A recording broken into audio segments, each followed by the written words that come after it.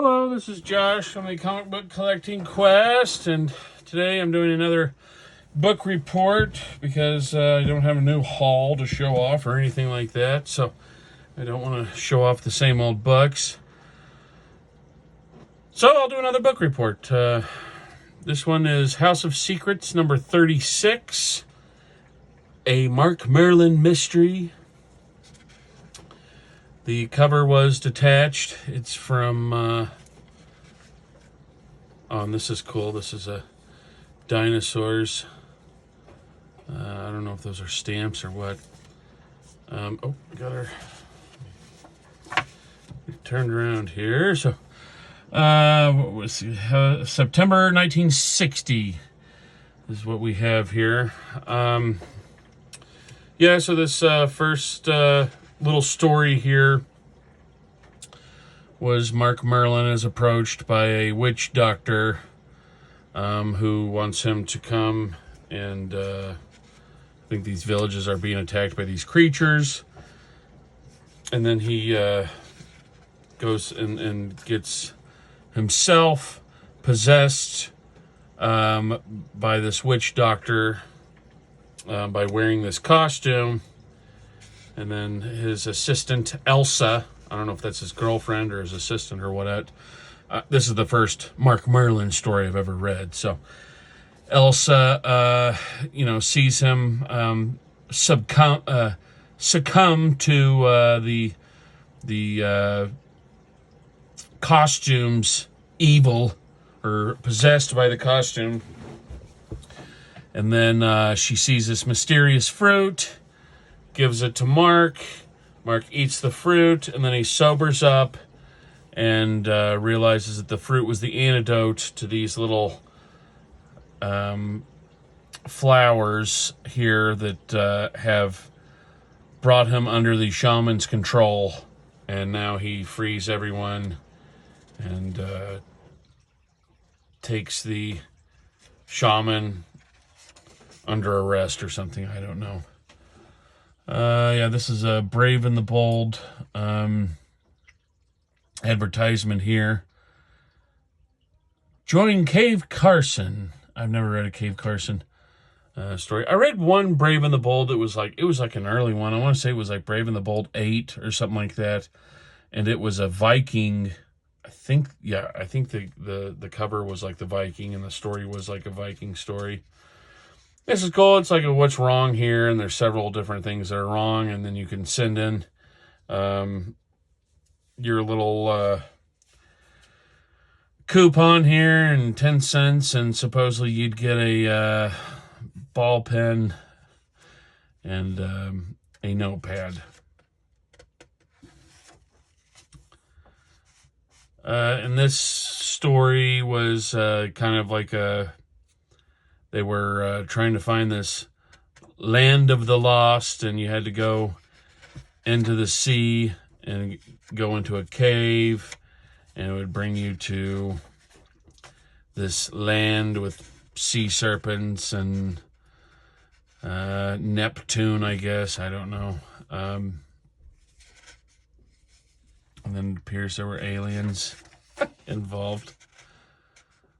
I didn't read that story. There's Dr. Flugel. There's another advertisement for stamps. Bike safety equals bike fun. Can you pass this bike safety test? Lame. The Deadly Duplicate. Robert Steele. Yeah, I can't really remember this story that much. I'll wrap. Oh, there's a spaceship though.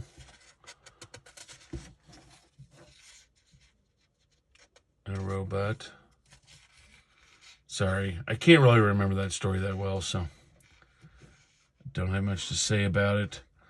What I will say about this is I'll give it an okay. To be honest, I was kind of bored the whole time I was reading it. Maybe just because I'm not familiar with the characters at all. So there's no like history or anything like that to it for me. And maybe the stories really weren't that good. But yeah, I thought it was okay. not too entertaining.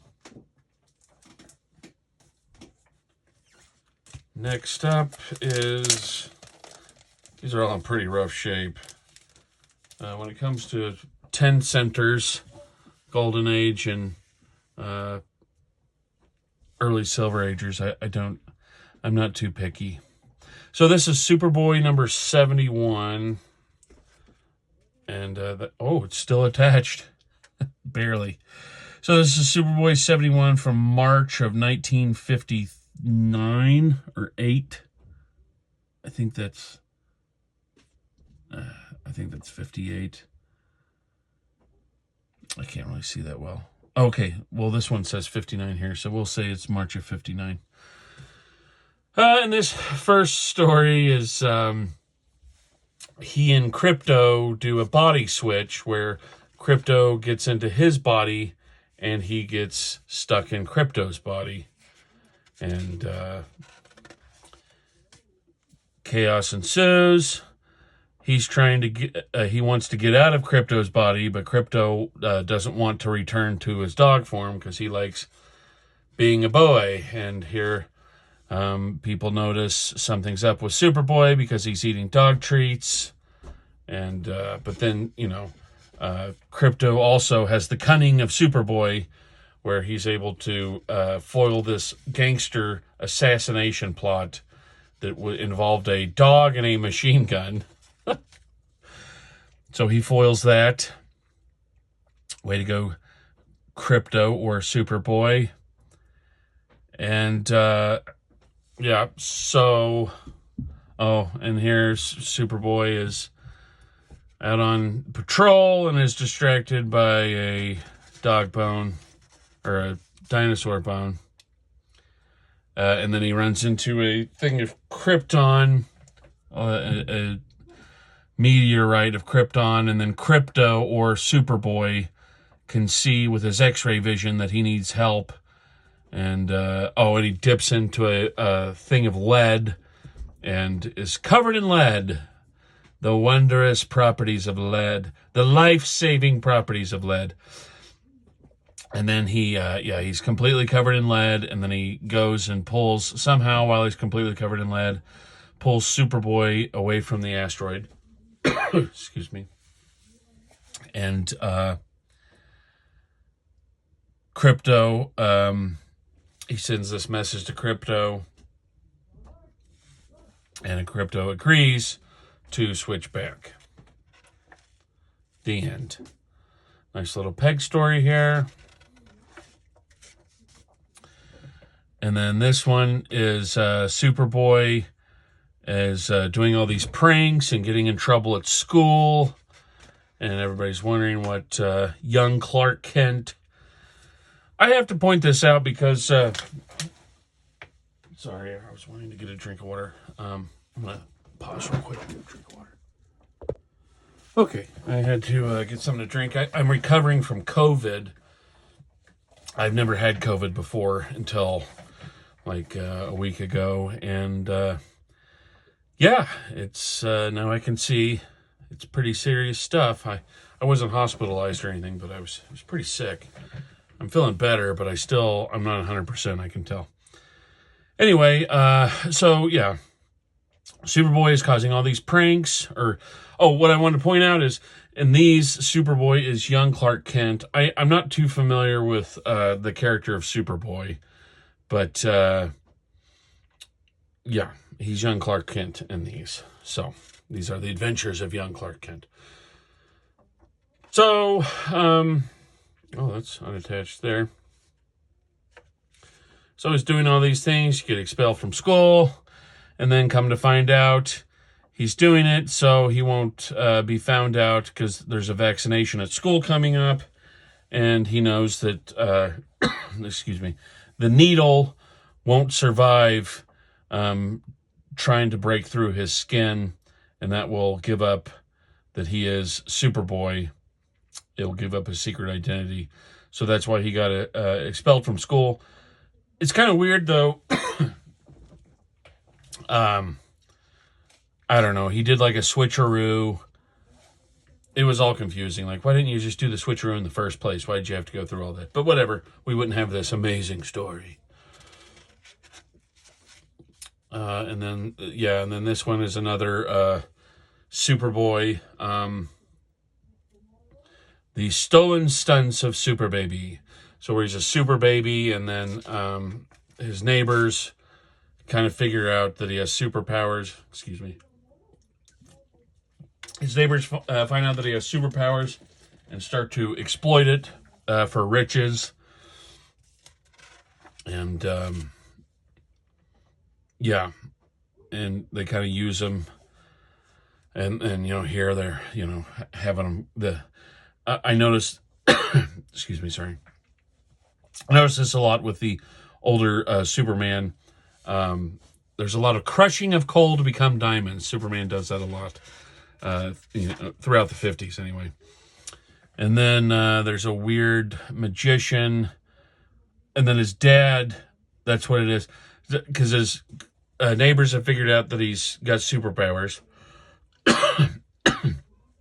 And his dad, to spoil that, creates a robot, and a magician uses the robot, Super Baby, to do all these things. And then the neighbors go, oh, wait a minute. That wasn't a baby with superpowers the whole time.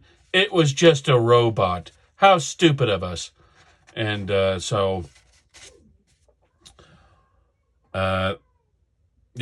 problem solved. That is not a super baby. That's just a robot. So now the neighbors figure that out, and the end of story. And you can get a wonderful Ricky Nelson poster here. That's a color. Sorry, that's a natural color photo of your favorite star, Ricky Nelson. We got Elvis Presley. And then some guys I don't know. And I think that's Debbie Reynolds, I think is her name. But yeah, they got James Arness, Ward Bond, Pat Boone, Richard Boone. I don't know who that is. Ronnie Burns. I don't know. Oh, you can get a Raymond Burr. Get a Raymond Burr color photo to hang up in your room so everyone will know how nuts you are about Perry Mason. Perry Como. Yeah, anyway. Tony Curtis, James Dean, of course, Jimmy Dean. He's known for these sausages later, but I'm sure around this time he was known for the hit song Big Bad John. And you can get a James Garner. Yeah, Jerry Lee Lewis. Anyway, I would go for the James Arness. And yeah. Free treasure chest of prize stamps from pirate strongholds? No, wait just a darn minute there. What is this?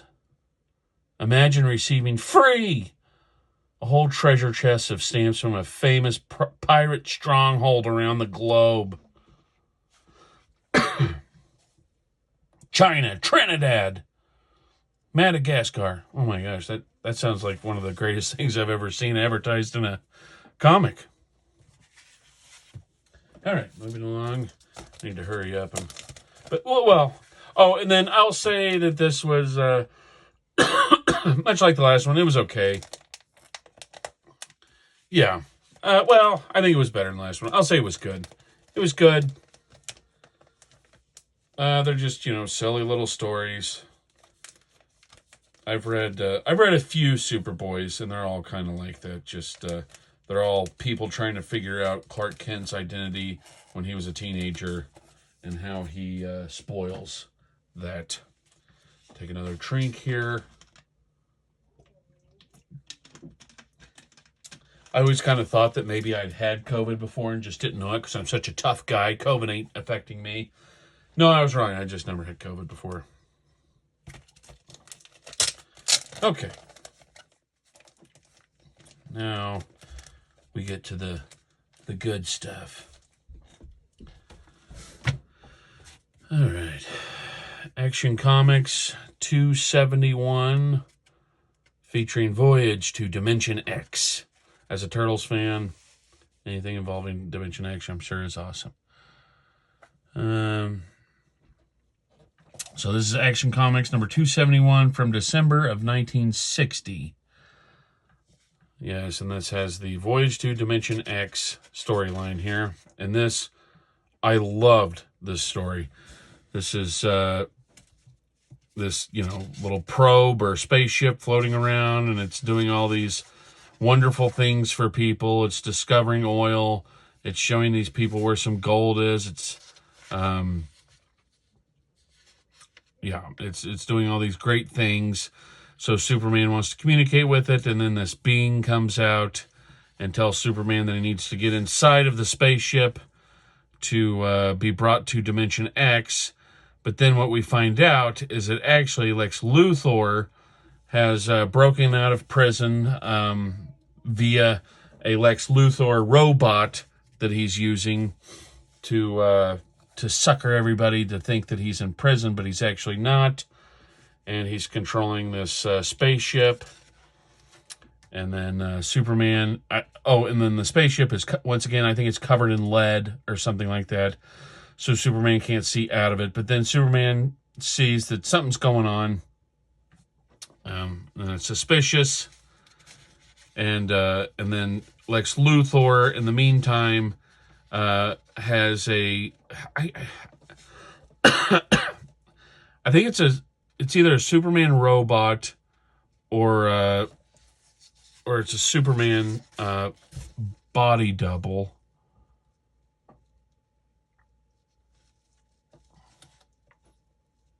I can't remember. Anyway, he has someone either posing as Superman or a Superman robot. I think it's somebody posing as Superman is what it is. And then, so this guy tells all these nations that he has returned from Dimension X and they need all of Earth's nuclear arsenal. So they all agree and start doing that.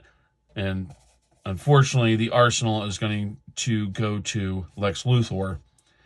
And then, Superman kisses Lois, and Lois is head over heels. And then Superman, to break out of the lead ball or lead spaceship, he starts whirling around at high speed. And then, I guess the friction, I don't know, destroys the spaceship. He goes and, uncovers Lex Luthor's plot, and then shows everyone that Lex Luthor is a robot imposter, not really Lex Luthor. And then Lois's heart broke at the end because she didn't actually kiss Superman. She kissed some sort of imposter. So I really liked that story a lot. That was a really, really good story. And then this next one is a Supergirl story, which is, it's kind of strange. Like, she's at this orphanage, and in this story, I guess Superman has commanded her to stay at the orphanage so she can be on his beck and call. And so this one, some people, like a couple, they're evil, find out who Supergirl is, and they go to the orphanage and adopt her, and they want to use her for their own evil gains. I believe some coal crushing into diamonds is involved. Surprise, surprise. And then she goes back in time, flying at super speed. Supergirl crashes the time barrier. She goes back in time to the land of Gaz and steals this statue and then buries, it's like a gold statue or whatever. She buries the statue so she can uncover it in the future. And but then digs up the treasure, then flies to her foster parents as part of the raising it far from her hidden fortress. Somehow these Bedouin people or something, or sorry, they're Arabian bandits, figure out that she has the treasure in there, and then they attack, and then they end up spoiling the whole evil plot, and she ends up revealing that these people are not the loving, caring parents that she thought they were, that they are evil villains, and she is returned back to the orphanage where she will stay for now. And then somebody had cut out this Brave and the Bold. It was a Clive Carson adventure. Thanks. And yeah. So this one, I would say it's not good. It's superb. I would give it the absolute highest rank, just because I liked this Superman story so much. I really haven't read, excuse me. I really haven't read that much Superman because I don't know, for some reason, well, not for some reason. In the 90s, they kind of exhausted Superman. So some of my earliest memories of Superman are like the death of Superman. And I just never liked Superman because I always thought he was like too powerful and he's kind of lame. You know, and he doesn't look that cool compared to like, you know, in the 90s, I had like Batman and X-Men and then Spider-Man, you know, and they all look super cool. Superman does not look cool at all. So anyway, I've never really been into that much into Superman. So I really haven't read that much Superman at all. I loved this story. I didn't know what to expect because I always think that Superman is lame and the stories are lame. But I loved that one. That was so good. Even though it's, you know, it's kind of ridiculous. But I don't know. I loved it. I thought it was one of the best stories I've ever read. You know, it's not like brilliant or anything, but it was super entertaining. So I would say I would give that a superb rating. Next is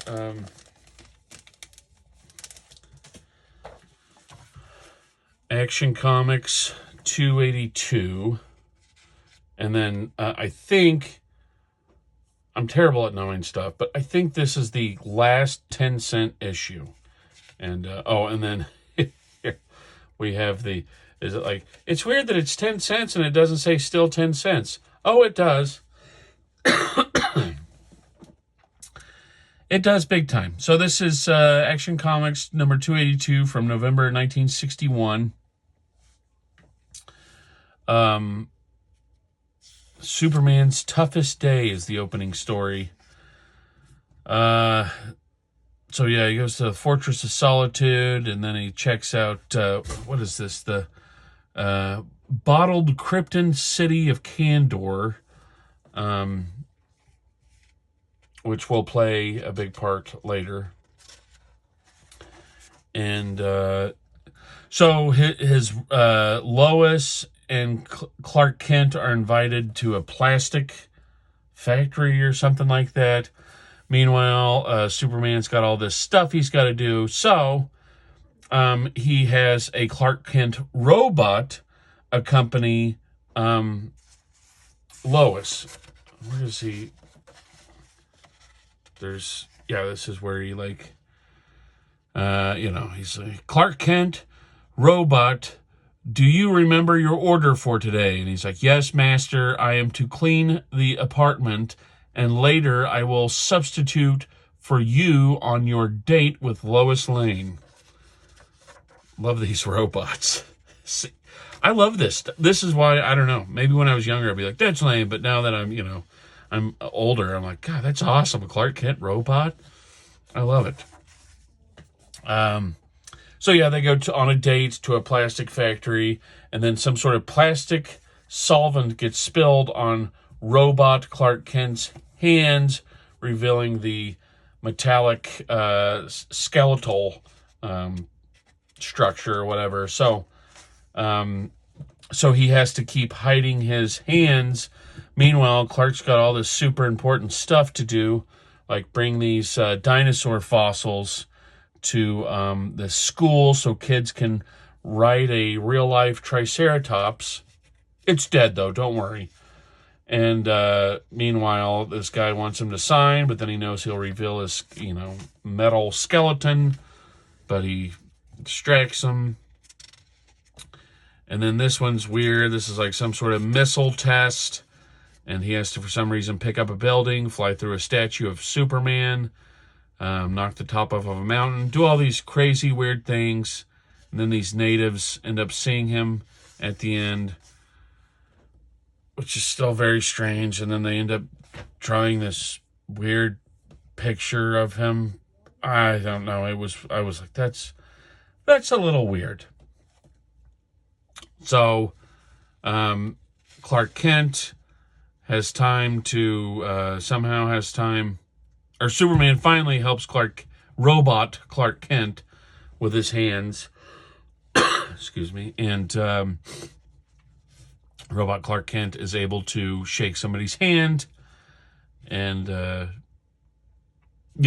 so, the end, problem solved. And then we have, did you like this story about one of Superman's robots? If so, then read how the Man of Steel trains his robots in The Robot Paradise, featured in the January 1962 issue of Lois Lane Comics. And I bet that was pretty entertaining. So that story was okay. I was like, that's a little, it's funny, but I wasn't that entertained.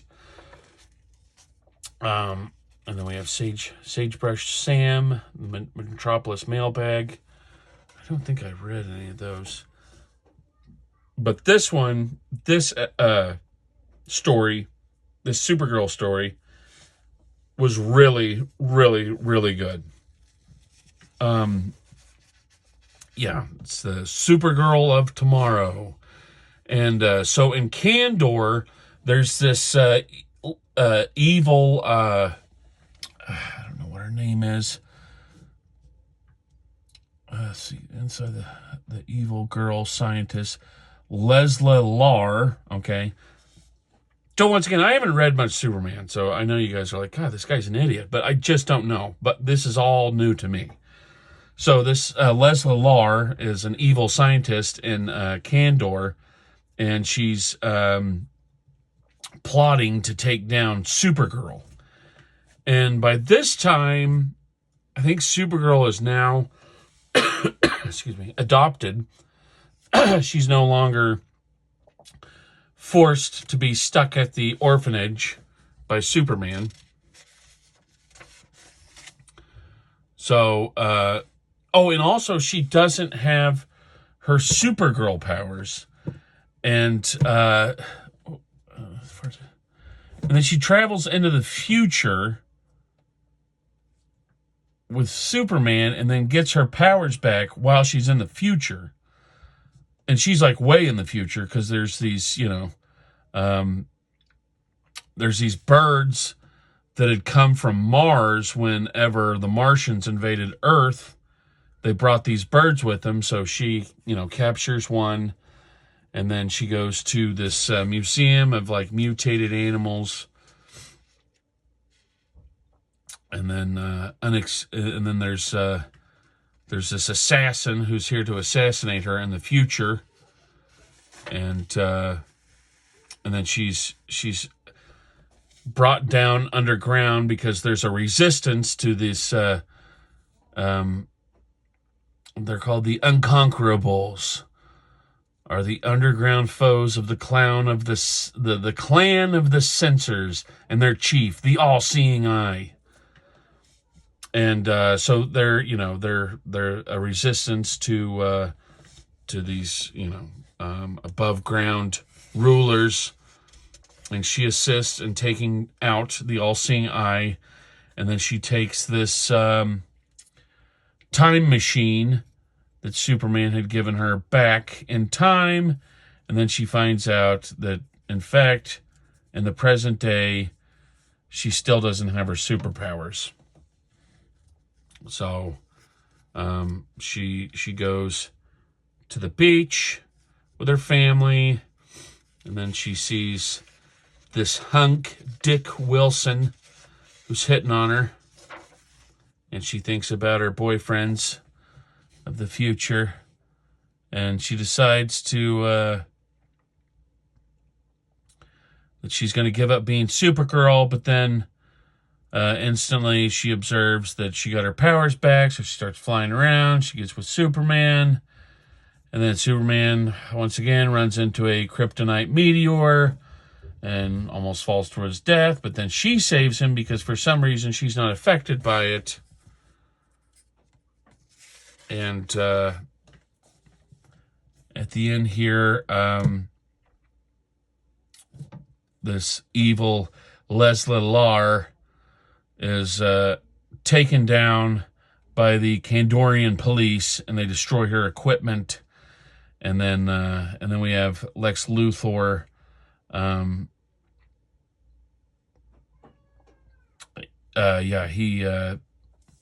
I guess he was plotting with her that a certain chemical element that doesn't exist on Earth, the kryptonite ray plan given to me by that Supergirl from another world, is worthless.